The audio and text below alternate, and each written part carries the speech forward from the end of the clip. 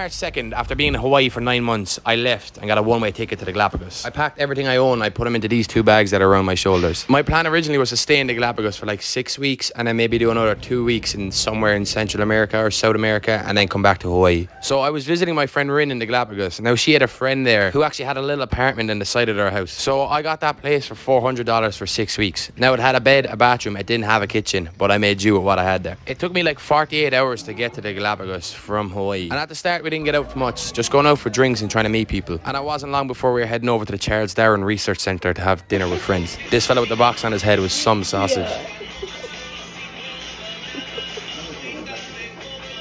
Now, being obsessed with the ocean, I wanted to see everything I could in the water. Now, scuba diving gets a bit too expensive, so I stuck to free diving and snorkeling for the most part. So this is definitely one of my favourite moments. One day when I was in water snorkeling with a sea lion, I got it out of the water, and then 30 seconds later, it decided to get out of the water. This was my first experience with how used to people the sea lions actually are in the Galapagos. Then one day I got brought to this little spot here on San Cristobal. Now this spot was my favourite in the whole of Galapagos for snorkeling. The water couldn't be clearer. Now we had a pull-up bar outside our house and one bit of weights so we could work out. Now I'll never forget this. One day we were out doing a workout and it starts lashing raining. Like proper rainforest rain. So Josue, who was born in the Galapagos, convinces us to keep working out. Then after he asks us if we want to go to the beach. One of the other lads responded with, "I don't think that's a good idea." To which he responded with, "That's your problem being from the mainland. All you do is think. You never just do." And honestly, he was dead right. We went down, had a great time and got this sunset at the end with these sea lions basking in the sun. Now people always think the Galapagos is really expensive, and it is, but there's cheap ways to do it. So my accommodation was sorted, which is the main part. And if you typically go to the local family restaurants, you can eat anywhere from $3 to $5 for a main meal. But mostly I was living off beans, rice, vegetables and eggs. Now scuba diving is really expensive there, so I just stuck to snorkeling for the most part, and I got to see everything I really wanted to, except sharks. I eventually got a surfboard, but I broke it on like my 3rd day out, so I went back to free diving again. And since it's such a remote island, it's hard to find anything you need, like duct tape, wax, a leash for your board. San Cristobal, the island I was staying on, literally only has one road, and that road literally only covers about 1/3 of the island, so you have to hike the rest or get a boat if you're rich. So I obviously took option number 1. Now we always make do with what we have, so we swapped the surfing for body surfing. Now over the 6 weeks I visited 3 different islands: San Cristobal, Santa Cruz and Isabela. My favourite was Isabela, then San Cristobal and then Santa Cruz at the end. Isabella's number 1 because there's nothing like it. You go there, it's so quiet, all the locals out there smiling, playing cards outside their front. The surf is good and the locals are so nice in the lineup. I never laughed so much as when I was in the water in Isabela. I even had flamingos flying over my head and I could see baby reef sharks in the water with me. Now San Cristobal is my second favourite and the home of the sea lion. You will find more sea lions here than people. You'll find them at the beach, out in the street, everywhere. And this is where I spent most of my time. It has beautiful beaches, good snorkeling spots and nice people.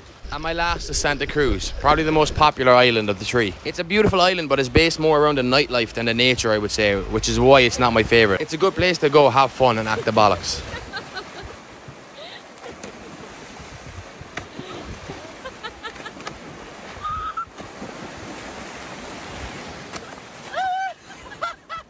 Now in the scheme of things, I've done a very small percentage of the total of the Galapagos Islands, considering there's loads more islands, but it's very, very expensive to get there, so I was happy out with just my 3. And my plan was to put away some scuba diving money, which I could use at the end if I hadn't seen any sharks free diving. So I went off scuba diving with my pal Josue here in the hopes of seeing a shark.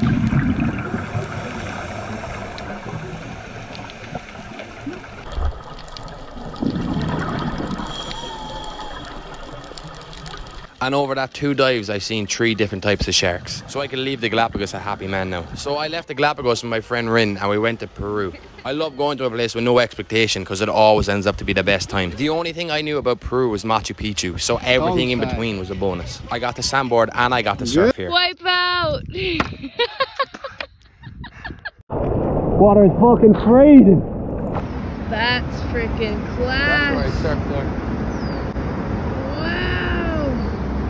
And what's even funnier than me just pointing out where I surfed is that I wasn't even supposed to go to Lima. A load of people told me it wasn't even worth going to, and we only went because it was cheap flights. And by the time I left, it ended up being my favourite city I've ever been to. So this is why taking recommendations isn't my favourite thing to do, because they only go so far because everyone's different. Now Rin had to go back for graduation in 2 weeks, so that's how much time I had for Cusco and Arequipa.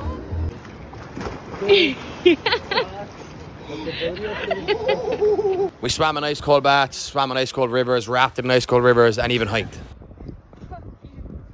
And I'm gonna be honest there, I actually wasn't expecting that much from Machu Picchu, just because I'd seen it so many times on Instagram and stuff like that. When I got there, it just does not compare. It's a different level from what you see from Instagram. Pictures and videos do not do it justice, and you can even get llamas and stuff shagging up there. Now this is where mine and Rin's journey splits. We ended up getting tattoos. She went to Colombia while I went to Ecuador. But when I landed, I met these two girls from Dublin, Sarah and Emma. I was supposed to do ayahuasca and then leave after 5 days. But they convinced me to come to Cotopaxi with them, a place way off grid in the middle of nowhere. Now my arm can be easily twisted, so I put the ayahuasca on hold and went with the girls to Cotopaxi.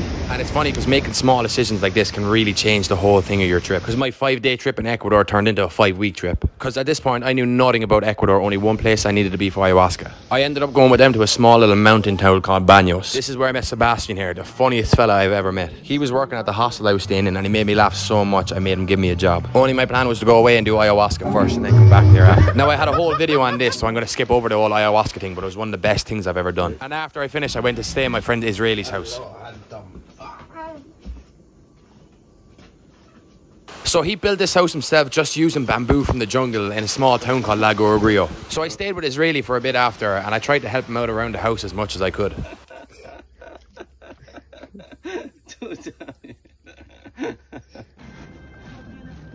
But it was time to leave and I went back to Baños to volunteer. Fuck you! This is a fucking idiot.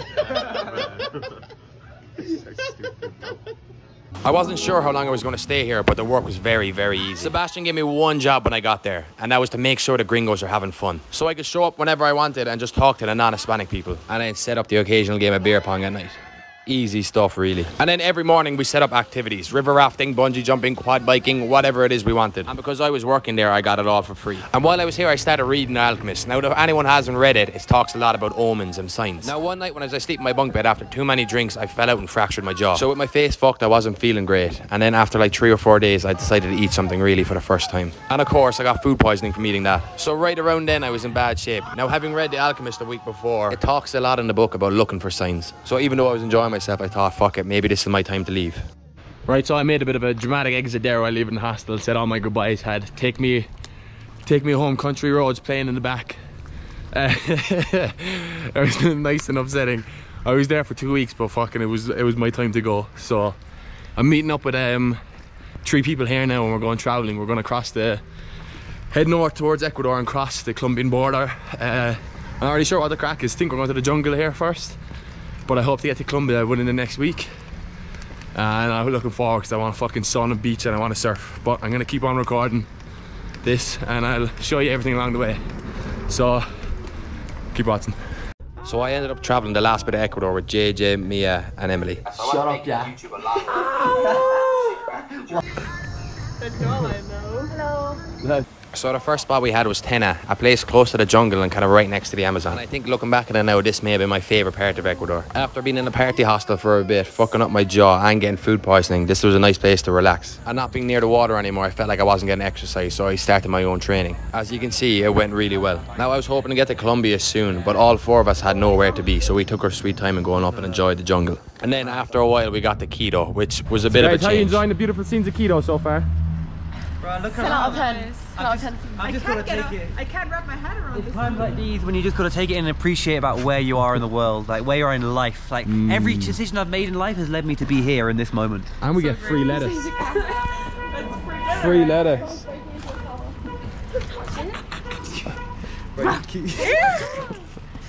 It might sound from that video that we didn't even give it a try, but really we did try. So we just started this little hike here, me and Mia. So but on the way up here, we got a knife pulled on us. Well, Not actually. But 2 guys came with a dog and they had a kitchen knife. so yeah, we got a knife pulled on us basically.